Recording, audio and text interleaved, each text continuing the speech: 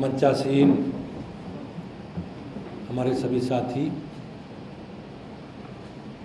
और मेरे सभी मीडिया के साथी भाइयों बहनों, आज हमारे लिए बड़ा समय है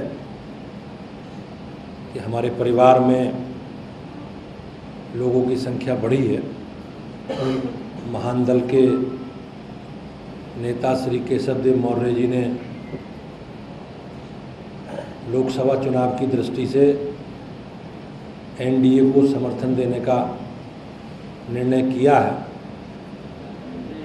जो 3 चरण हैं आगे, उन 3 चरणों में वो एक योजना बनाकर भारतीय जनता पार्टी के एनडीए के साथ मिलकर माननीय प्रधानमंत्री जी के नेतृत्व में जो विकास यात्रा चल रही है, उस यात्रा को समर्थन देने का उन्होंने निर्णय किया है। मुझे विश्वास है कि हम सब लोग मिलकर जो माननीय प्रधानमंत्री जी का संकल्प है, उस संकल्प को पूरा करेंगे। मैं माननीय केशव देव मौर्य जी का और उनकी पार्टी के सभी वरिष्ठ साथियों का स्वागत और अभिनंदन करता हूं कि उन्होंने आज भारतीय जनता पार्टी के नेतृत्व में, एनडीए के नेतृत्व में चलने वाली विकास यात्रा को समर्थन देने का काम किया है। मैं उनका आभारी हूं और आप के माध्यम से मैं निवेदन करता हूं कि वो हम आप सबको संबोधित करें। आदरणीय केशव देव मौर्य जी, ऐसे कर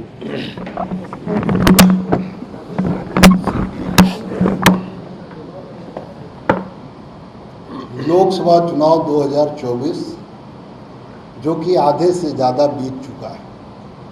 इसके पहले 4 चरणों में महान दल समाजवादी पार्टी के साथ समर्थन में था, गठबंधन नहीं था। मैं इंडिया गठबंधन में मुझे किसी ने शामिल नहीं किया, लेकिन समाजवादी पार्टी के राष्ट्रीय अध्यक्ष आदरणीय अखिलेश यादव जी ने मुझसे समर्थन मांगा और मैंने समर्थन दिया। उनके पास मेरे लिए सीट नहीं थी तो मैंने जिद भी नहीं किया, क्योंकि मैं चाहता था सामाजिक न्याय की लड़ाई मजबूत हो। लेकिन लगातार 2022 में भी मैं उनके साथ था, उपेक्षा का शिकार रहा। जो मजबूत महान दल के गढ़ हैं, वहाँ मुझे दूर रखा गया और किसी और से रैली कराई गई। उस समय भी मैंने एतराज़ किया और बाद में चुनाव के बाद 2022 के बाद मैं अलग हो गया।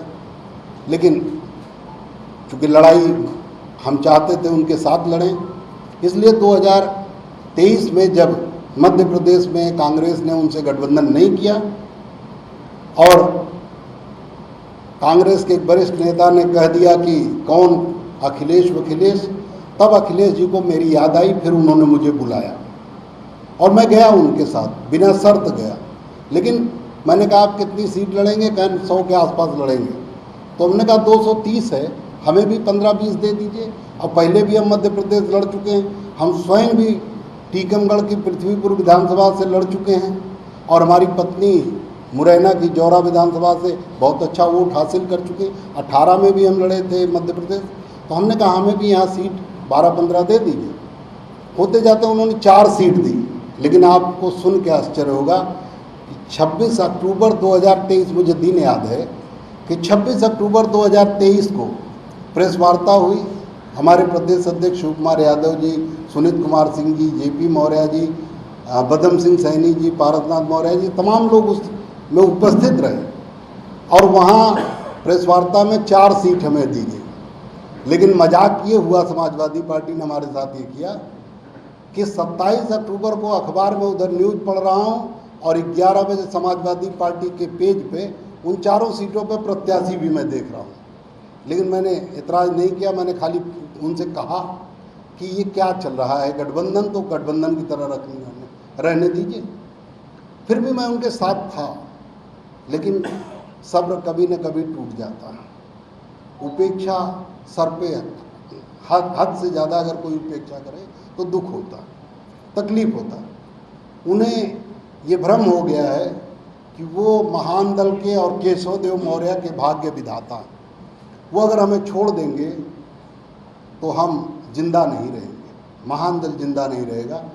ये अहंकार उनको आ गया है, तो उस अहंकार का जवाब, जब अहंकार रावण का नहीं टिक पाया तो आदरणीय अखिलेश यादव जी का अहंकार कैसे टिकेगा।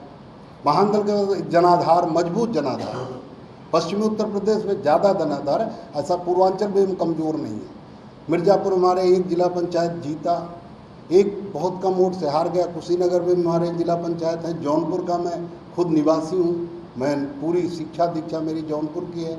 तो ऐसा नहीं कि अम्बेडकर नगर हो या मिर्ज़ापुर हो या सोनभद्र हो, मैंने हर जगह रैली की है और हर जगह मजबूत संगठन है हमारा। हाँ, ये सच है कि हमारे पास प्रत्याशी नहीं आए, इसके पहले भी नहीं आए, और उसके अलावा चूँकि आर्थिक स्थिति दल की इतनी अच्छी नहीं है कि हम हर जगह लगातार कैंपेन कर सकें, इसलिए हम उनका सहारा चाहते थे, उनका साथ चाहते थे।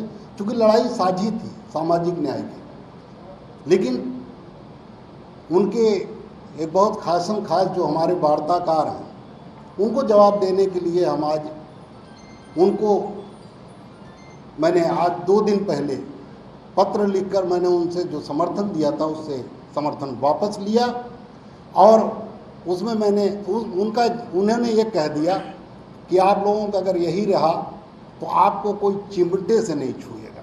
तो हमने कहा चलो देखें कोई और छूता है कि नहीं छूता।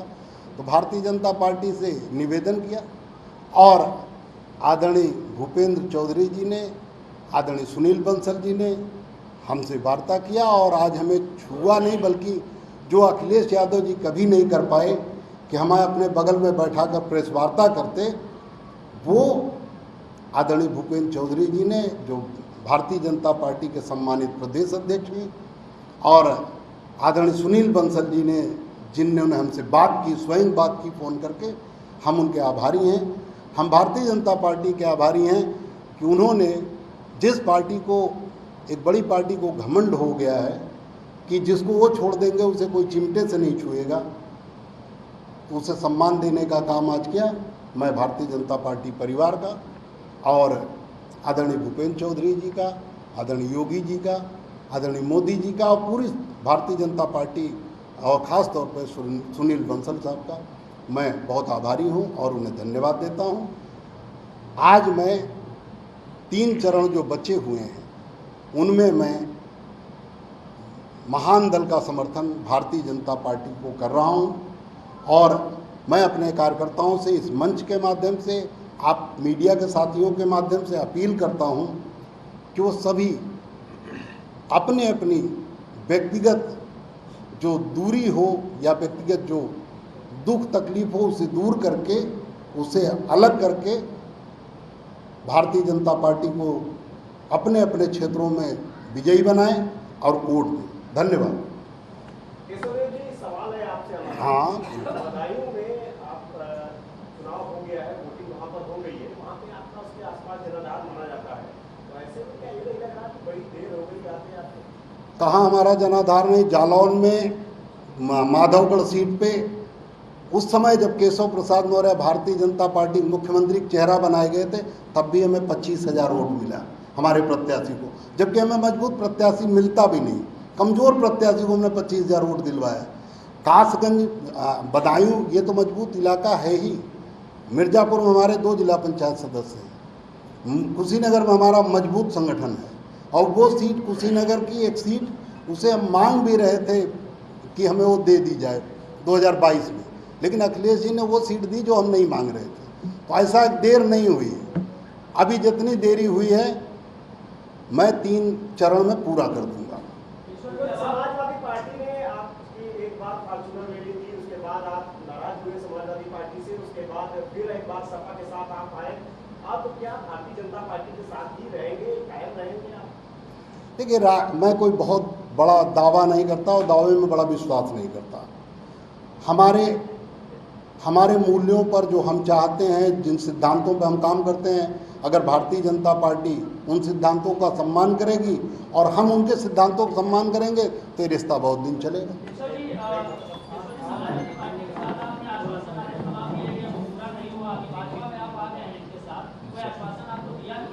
न मैंने उनसे कोई शर्त रखी थी, बिना शर्त समर्थन था, केवल सम्मान के लिए था, महत्व के लिए था।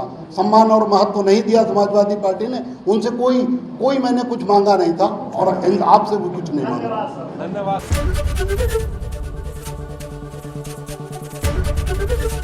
एबीपी गंगा, खबर आपकी, जुबान आपकी।